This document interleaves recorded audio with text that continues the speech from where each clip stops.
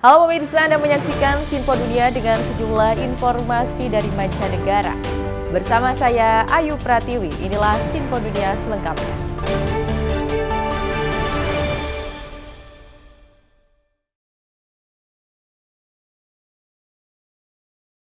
Kita ke informasi pertama pemirsa, sempat ditunda. Wacana mobil wajib bayar masuk kota New York akan diimplementasikan Januari 2025 mendatang demi mengurangi macet dan perbaiki transportasi umum.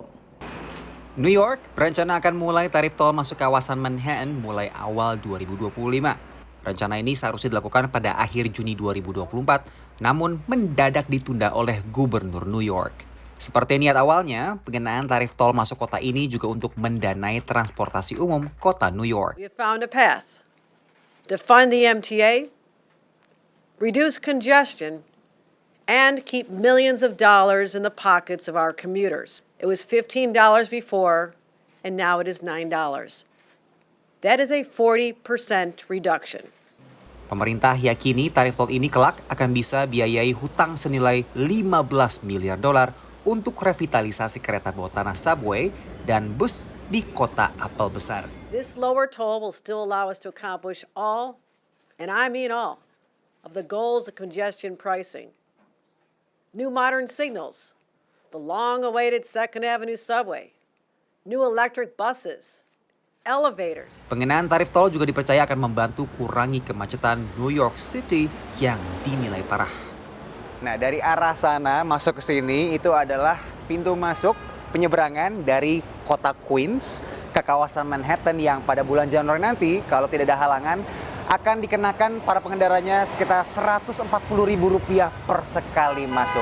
Tujuannya adalah untuk membatasi mobil yang masuk sekaligus agar membuat para pengendara mobil ini pindah ke moda transportasi umum yang rencananya juga infrastrukturnya akan terus diperbaiki.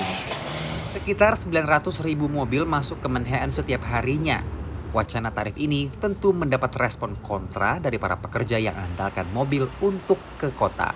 Everything in New York is extremely expensive at this point, and adding another fee is just digging into our pockets. In New York City, we have everyone who works really hard, and it's unfair to the working class and to the middle class. Sementara para pengguna moda transportasi umum sambut baik wacana ini demi perbaikan infrastruktur transportasi publik yang juga banyak dikeluhkan. Well, I'm all in favor because we need to improve our subway system, bring it up to date, and also bring traffic under control and reduce pollution. It's the way to go. That's the future. Indeks kemacetan tahunan tahun 2024 sebut kota New York adalah kota termacet di Amerika Serikat. Studi oleh Index Inc. sebut kemacetan ini bawa nilai kerugian hingga 9,1 miliar dolar. Dari kota New York, Randy Wucaksana dan tim VOA. Sementara itu pemirsa, 8 juta warga kota New York berada dalam status siaga kekeringan. Kurangnya hujan telah membuat persediaan air di sejumlah waduk menurun. Pegawai pemerintah kota dan warga New York pun diminta untuk menghemat air. Di Waduk Ashokan di Ulster County, negara bagian New York, permukaan air terlihat lebih rendah. The water levels are low and you can see a lot of the basin of the Ashokan Reservoir, which you can't usually see. Hal serupa juga terlihat di Waduk Schoharie di Schoharie County. Over my shoulder here is Schoharie Reservoir. Its capacity is 19 billion gallons. Today we're about 27% of capacity. It's down about 36 feet. Para pejabat kota New York mengatakan bahwa waduk ini merupakan bagian dari sistem yang biasanya menyediakan sekitar 40% pasokan. Waduk-waduk ini mendapatkan air dari hujan atau salju yang mencair. Meski bulan Juli dan Agustus kemarin cuaca cukup basah, namun hujan berkurang drastis pada bulan September. Normally we'd have from September until now about 10 inches of rain, and we've only received about 2.5 inches of rain. And that's resulted in less water flowing into the streams that fill the reservoirs. Kota New York mendatangkan total pasokan 1,1 miliar galon air setiap hari. Air bersih datang dari 19 waduk yang dialirkan lewat aqueduct dan terowongan bawah tanah Namun, saat ini kapasitasnya berkurang. The system, the New York City system, is at 63% capacity right now. Normally it would be about 79% capacity. But inflows coming into the reservoir system are near record lows. Di sisi lain, saluran air Delaware dengan kapasitas besar sedang bocor dan diperbaiki. It's a possibility we may stop and get the Delaware Aqueduct turned back on to restore full access and the entire supply, given these, very, very dry conditions. Melihat situasi ini, pemerintah kota New York pun menetapkan siaga kekeringan sejak Senin 18 November waktu setempat. Today, I'm upgrading our drought watch to a drought warning and ordering our agencies to immediately implement water-saving measures. Terakhir kali siaga kekeringan diterbitkan pada tahun 2002. Warga kota New York seperti saya diimbau oleh pemerintah kota New York untuk hemat-hemat air dulu. Jadi kalau misalnya sikat gigi, cuci tangan, atau mandi harus dikurangi waktunya. Nah, upaya yang serupa juga dilakukan oleh pemerintah dengan melakukan penghematan air dengan mengurangi pencucian mobil-mobil pemerintahan seperti truk pemadam kebakaran, mobil kepolisian, bahkan hingga truk sampah. Dari kota New York, saya Reni Caksana dan tim VOA. Kita beralih ke informasi selanjutnya, pemirsa. Menteri Pertahanan negara-negara ASEAN bertemu dengan Menhan Amerika Serikat, Tiongkok, dan sejumlah negara lain di Laos. Pertemuan ini membahas sikap Beijing yang makin konfrontatif di Laut Cina Selatan yang bersinggungan dengan sejumlah negara di Asia Tenggara. Di tengah meningkatnya sengketa maritim di kawasan Asia Pasifik, Menteri Pertahanan negara anggota ASEAN bersama dengan AS, Tiongkok, Jepang, Australia, dan Rusia bertemu di Laos.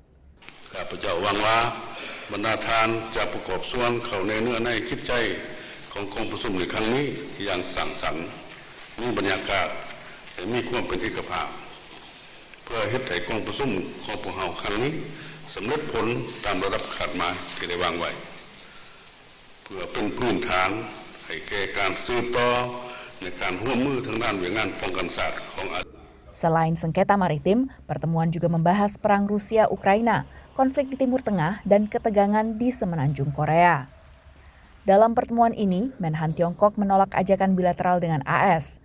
AS menyebut kesempatan ini penting untuk memberikan optik bagi kawasan terkait hubungan militer kedua negara. Now, I regret that the PRC chose not to meet here. The PRC's decision is a setback for the whole region. As I've said consistently, the right time to meet is any time. Awal tahun 2024, Menhan AS dan Tiongkok sempat bertemu dan menekankan pentingnya keterbukaan komunikasi militer antara kedua negara meski tak sepakat dalam isu Taiwan. Menurut data ASEAN, Tiongkok adalah mitra dagang terbesar negara ASEAN selama 15 tahun berturut-turut. Secara ekonomi, pengaruh Tiongkok di kawasan memang sangat luas, tapi dalam kerjasama militer, AS kerap dipandang sebagai mitra terpercaya oleh negara di kawasan Asia Tenggara. Ini tercermin lewat tingginya angka latihan militer gabungan dengan AS dibanding negara lain di luar kawasan. Sekutu terdekat AS di kawasan yang sering bersengketa dengan Tiongkok adalah Filipina, di mana insiden terkini menunjukkan kapal penjaga pantai Tiongkok menembakkan meriam air ke kapal Filipina. Tiongkok membantah tuduhan tersebut dan menyalahkan Filipina atas tabrakan tersebut. China is a real and serious threat to the Philippines, and the Philippines understands that the United States is its true economic and security partner of choice. Namun pengamat lain mengingatkan, di dalam kawasan sendiri ada banyak konflik domestik dan dinamika intraregional yang harus dihadapi negara di kawasan, seperti konflik di Kamboja yang bersinggungan dengan Vietnam dan Thailand. I think there are certain parties that believe that security concerns is China, should be China, only China. But then there is an elephant in the room. Regional countries have certain security concern that are closer to homes. Posisi AS di kawasan masih akan terus dicermati pengamat, terutama mengikuti transisi pemerintahan dari pemerintahan Joe Biden ke Presiden terpilih Donald Trump. Dari Washington DC, Virginia Gunawan dan tim VOA. Pemirsa, warga sebuah delta di pesisir Kenya membantu upaya konservasi dengan memakai aplikasi ponsel untuk mendata burung-burung yang berimigrasi. Kawasan ini merupakan ekosistem pesisir yang sangat produktif dan menjadi habitat berbagai spesies burung, termasuk yang sudah hampir punah. Pagi hari di kawasan Mililo, pusat dari lahan basah delta Sungai Tana yang luas di Kenya, yang memiliki banyak populasi burung. Said Nyara, anggota Lower Tana Community Conservancy, memimpin kegiatan pengamatan burung dan pengumpulan data untuk melindungi ratusan spesies burung di ekosistem delta ini. So tunaangalia kwa sababu hizo tatu, kujua kama kuna ndege wageni ambao wako kwa wakati huu, ile habitat ya wanyama ikoje, kisha na majira mabadiliko, kuna any changes ya climate change. Hizo ndo indication tatu huwa tunaangalia. Kelompok ini menggunakan aplikasi ponsel eBird dan para peserta membuat daftar burung yang mereka lihat atau dengar dan memasukkan data ke dalam basis data aplikasi tersebut. Number 11, pied kingfisher. Informasi ini kemudian digunakan untuk melacak status dan tren spesies burung di wilayah itu. Menurut para ahli, informasi ini membantu para peneliti dan ahli konservasi untuk mengembangkan cara melindungi burung-burung itu dan membuat rencana pendidikan. Inasaidia pakubwa sana, na hata ukianza kusubmit hizo ni rahisi kujua maeneo mengine wenye wanahusika, kwa hiyo wanapata information saa hiyo hiyo compared na hizo zingine. Dengan luas 130.000 hektar, lahan basah delta Sungai Tana telah ditetapkan sebagai kawasan keanekaragaman hayati utama menurut standar konservasi internasional. Kawasan ini juga menjadi surga bagi para pengamat burung dengan habitat yang meliputi hutan bersungai, padang rumput basah, zona pasang surut, hutan bako, dan pantai terbuka, yakni tempat ideal bagi banyak spesies burung. Rukia Masha berasal dari sebuah desa di daerah delta. Menurutnya, ia sangat senang mendapat pengalaman pertama mengamati burung. Leo ndo mara yangu ya kwanza kutembelea huku. Nilifurahi sana, niliona ndege mingi yenye hata nilikuwa sijawahi ona. Niliona tu kwa kitabu, basi kuona na macho yangu. Burung-burung di delta ini tidak hanya memberikan informasi tentang kesehatan ekosistem, tapi juga menarik wisatawan yang membantu menjaga kesehatan ekonomi lokal. Organisasi lingkungan Nature Kenya dan pemerintah setempat bekerja sama untuk mengembangkan model baru pariwisata di delta Sungai Tana. To develop a tourist circuit so that we connect the coastal circuit to the delta, so that if people are interested to study birds or just to watch, to enjoy nature and, walk around and just appreciate nature, that is what we are doing. Menurut para ahli konservasi, pelibatan masyarakat untuk meningkatkan kesadaran tentang burung-burung yang bermigrasi memainkan peran penting dalam menggalang dukungan masyarakat lokal untuk melindungi ekosistem delta Sungai Tana di Kenya. Dari Arlington, Virginia, saya Helmi Yohanes dan tim VOA. Terima kasih Anda masih bersama kami dalam Sinpo Dunia. Pemirsa, Mahkamah Pidana Internasional akhirnya menerbitkan surat penangkapan terhadap Perdana Menteri Israel Benyamin Netanyahu yang pertama diungkapkan penyidik Mei lalu. Surat penangkapan ini menuai respon berbeda dari Eropa dan dari Amerika Serikat yang dua-duanya mendukung Israel dalam perang melawan Hamas. Mahkamah Pidana Internasional atau ICC di Den Haag akhirnya menerbitkan surat penangkapan terhadap Perdana Menteri Israel Benyamin Netanyahu atas dakwaan kejahatan perang dan kejahatan terhadap kemanusiaan. This arrest warrant does place potentially significant limits on where Prime Minister Netanyahu can travel. There will be a lot of European countries which he cannot visit. There will be countries in other continents where he cannot go. This is an issue that President Putin of Russia already faces. Putin has not been able to go to recent summits in South Africa and Brazil because he also faces a ICC warrant. Surat penangkapan ini berlaku di 124 penandatangan Statuta Roma yang menjadi anggota ICC. This decision is a binding decision, and all states parties of the court which include all members of the European Union, are binding to implement this court decision. Israel maupun Amerika Serikat bukan anggota Mahkamah Pidana Internasional dan pemerintah Amerika memiliki reaksi berbeda. Whatever this prosecutor might imply, there is no evidence, none, between Israel and Hamas. There's just none. In coordination with partners, including Israel, we are discussing certainly those next steps, what that's going to look like. And to your question about sanctions, we fundamentally reject that the ICC has jurisdiction over the situation. Lewat pernyataannya, Perdana Menteri Benjamin Netanyahu mengecam surat penangkapan ini. Surat penangkapan juga diterbitkan untuk mantan Menteri Pertahanan Yoav Gallant yang memimpin operasi militer Israel di Gaza dan Lebanon hingga dipecat awal November. Lalu di pihak Hamas, ICC juga menerbitkan surat penangkapan untuk pemimpin Hamas, Ibrahim Al-Masri, yang juga dikenal sebagai Muhammad Deif. ICC mengatakan akan menyelidiki lebih lanjut kabar kematian Deif yang menurut Israel telah dibunuh Juli lalu. Dua tokoh yang tadinya juga menjadi sasaran surat penangkapan, Ismail Haniyeh dan Yahya Sinwar, masing-masing telah dikonfirmasi kematiannya. The ICC said they put out the two indictments and will continue the investigation to provide some degree of explanation and consolation to the Israeli events. I think all sources agree Deif is dead. Basically, I think those three arrest warrants and indictments are now a dead letter. Meski surat penangkapan ini semakin membatasi gerak Netanyahu, analis menyaksikan dampaknya pada kondisi di jalur Gaza sendiri. Unfortunately, as personally made clear to me by some of the highest level officials over there in Israel when I discussed these matters with them,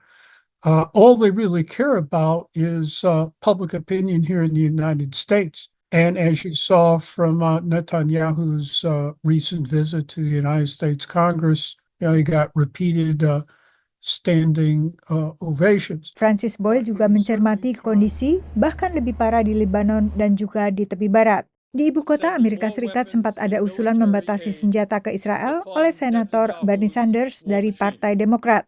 Tapi wacana ini gagal ditolak bulat di Senat. Dari Washington DC, Yuni Salim dan tim VOA. Sementara itu, pemirsa, puluhan organisasi di kota New York memberikan kelas berkebun gratis untuk anak dan remaja dengan misi memberikan akses ke sayur dan buah segar serta membiasakan makan sehat. Kawasan Brownsville di kota New York dihuni mayoritas warga yang kurang mampu, yang kesulitan membeli bahan makanan bergizi. Banyak yang mengidap penyakit seperti diabetes. Di SMP setempat, lembaga nirlaba New York Sunworks berupaya melakukan perubahan. Mereka mengajarkan kelas berkebun agar siswa terbiasa makan lebih sehat dan bisa swasembada menyediakan sayuran segar untuk komunitasnya. So we're in 350 public schools. That is 350 farms in the 5 boroughs of New York. That is 120,000 kids that learn science through farming, from seed to harvest. There's a special connection when you grow your own food. The food is so delicious because it's absolutely fresh. Tidak sedikit siswa yang baru kali ini menanam dan melihat bagaimana makanan tumbuh. Pengalaman langsung merupakan cara jitu menggugah keinginan untuk makan sehat. It helped me decide what to eat because before I used to eat like pizza and chicken nuggets, but that didn't really have vegetables, so now I eat salads. I noticed that before I ate junk food and like not really healthy, but now I realized that healthy food has more nutrients in it than junk food. Junk food doesn't really like help me that much, and healthy food gives me more energy. Nah, saya berada di salah satu taman yang berada di kawasan Manhattan di New York City yang meskipun banyak gedung-gedung tinggi, tapi juga terdapat banyak sekali taman publik seperti tempat saya saat ini. Nah, puluhan di antaranya adalah taman-taman yang juga difungsikan untuk sarana edukasi berkebun dan nutrisi untuk para siswa-siswa yang tinggal di permukiman miskin di New York City yang kekurangan akses terhadap sayuran, segar, dan juga nutrisi. 98% of our students live below poverty level and they do not have access to fresh fruits daily. We definitely see students who have diabetes or other food-related illnesses because they don't have access to vegetables and fruits.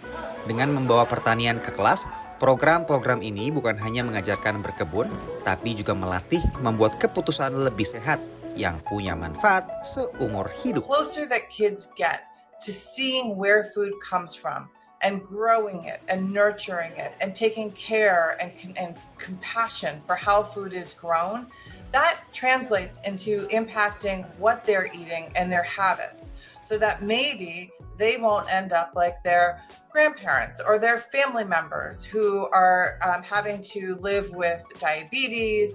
Panen merupakan bagian penting dari kurikulum. The students harvest hundreds of pounds of vegetables they grow in the classroom and they bring it home. So it is an additional connection, an additional joy to connect the classroom with home.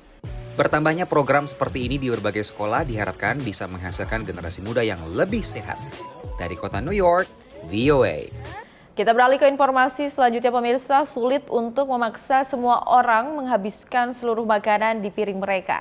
Ataupun memaksa orang memakan ataupun memasak makanan di kulkas sebelum kadaluarsa. Di beberapa kota di Amerika Serikat, teknologi kecerdasan buatan dimanfaatkan untuk mengurangi jumlah bahan makanan yang terbuang sia-sia.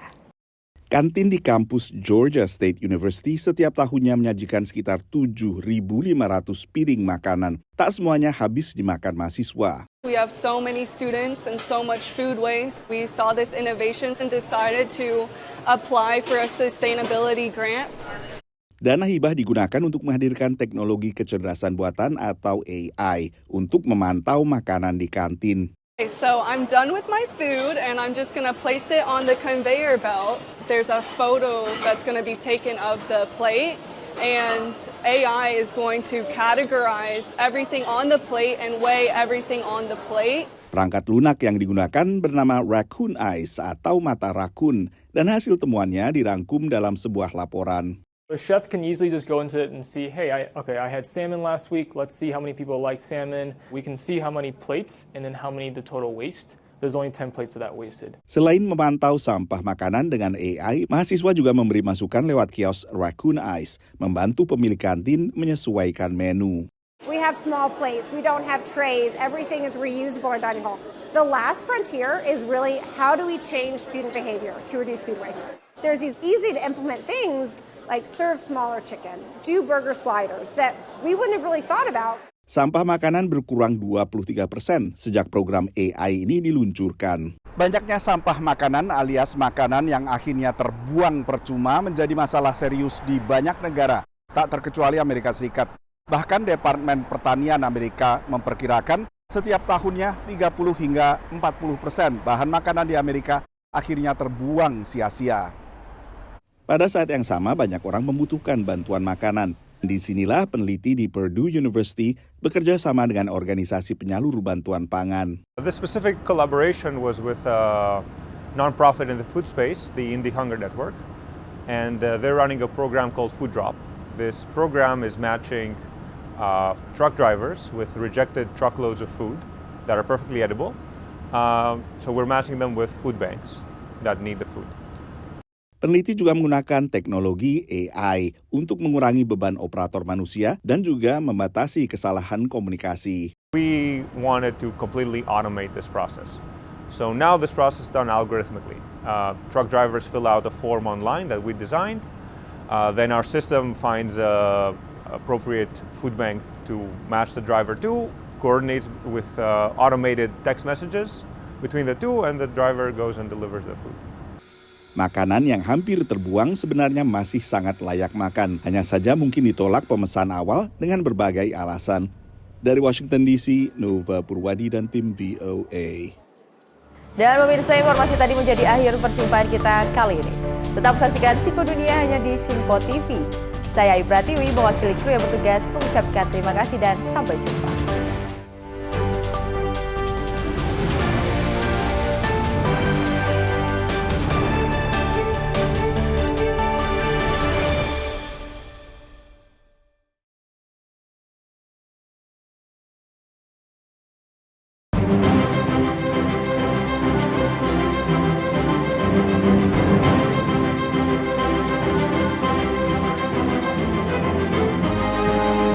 Simple TV, News, Sport, Entertainment.